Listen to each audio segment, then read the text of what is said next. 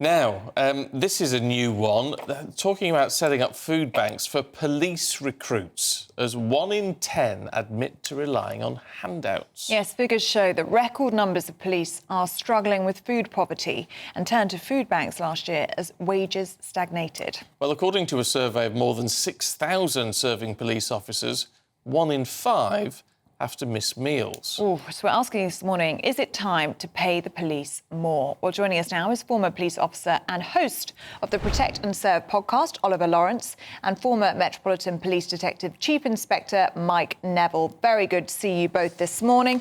Oliver, let's start with you, shall we? And you think that we should pay police officers more in order to retain them? Yeah, good morning, Ellie. Good morning, Stephen. Yeah, retention and recruitment is one of the biggest challenges facing policing across the nation.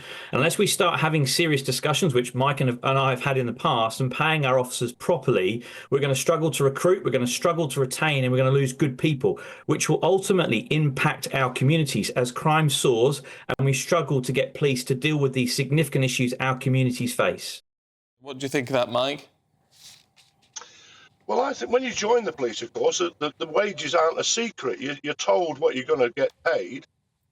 And I don't think anybody joins the police to become rich. You join the police to serve the community, like you become a nurse.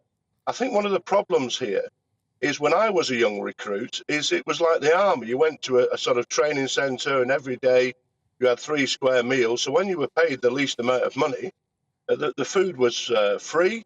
And when you got out to the police station, of course, your money went up, and there was opportunities to earn overtime, which when I was in the police was a sort of obsession with many officers. And with all the demonstrations we see, there's lots of overtime available. Now, of course, we all want everybody to be paid the right amount. But as I say, when you join the police, it's all about serving the community. If they've got enough money, then if people need to be taught how to use that money. But I do think it's a problem at the lowest level where now you don't go to a big training centre and get your 3 square meals. You're expected to buy it all yourself. And that is probably an issue. Oliver, what do you make of that? I mean, being a police officer is a vocation, like being a teacher or being a nurse, and none of those jobs, unfortunately, are not paid well. No, I totally agree with that, Ellie. And you know, there are sayings such as service over self, and I take all that on board, and that's all important. But, you know, policing and the officers in amongst that vocation are not immune to the cost of living crisis. They have bills to pay, they have mouths to feed. You know, with poor pay also comes the inherent challenges and the dangers of officers then pursuing lines of accruing money into their lives, which could be seen as illicit. So it does increase several other risk factors in the community if we don't start looking properly at paying our police officers. You know, I see it every day, sadly, with some of the welfare groups that I'm part of up and down this country, officers reaching out, you know, tragically in circumstances where they worry, pay for pay, how they're going to feed their families, how they're going to pay their bills, and then looking at jobs outside of policing which pay far more. And it'll be an absolute tragedy if we don't start having serious conversations about how much we pay our police officers and we can respect them for the type of work that they're doing. Well, I'm just looking, though, and look, you can tell me if I'm wrong on this, Mike, you'll know this. Online, the Met says starting salary of £36,775, going up £1,000 at week 30, going up to nearly £40,000 after 2 years. Salary will increase each year up to over £54,000 within 7 years. But does that sound about right? Because that's not a low wage.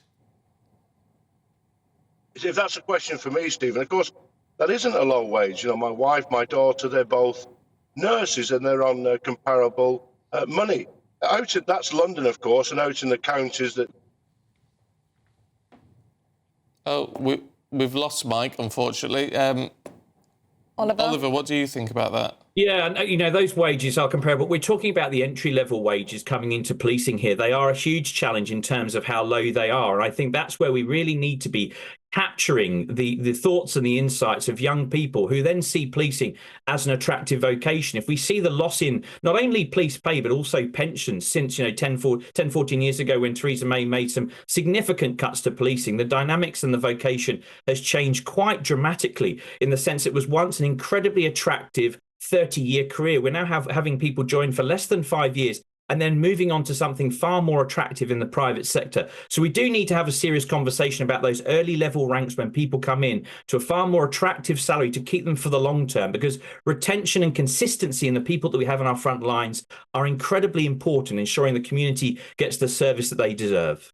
Okay. Oliver, Laurence, good to talk to you this morning, and Mike Neville, who we were chatting to before his line went. Thank you both very much indeed. Love your thoughts on that. Yes. Do you know what? Oliver makes a really good point, you know, and it sounds, when you listen to him, it sounds great. I would have agreed with him if I hadn't looked up the figures. Yeah. Which, and this is according to the Met Police website, starting salary nearly £37,000.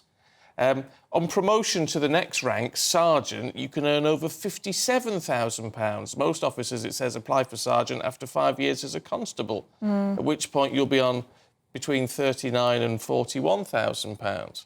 Yeah. That's not a small salary. It's not too bad, is it? And you get good benefits as well in terms of free transport in London. You get a good pension. There are those things to consider as well. But should we be, you know, seeing our police officers go to food banks? We've heard it being done with teachers, haven't we, and nurses going to food banks. But I don't know why they're going to food banks if they're earning 37 grand a year when as a starting salary. Why are you going to food banks on that?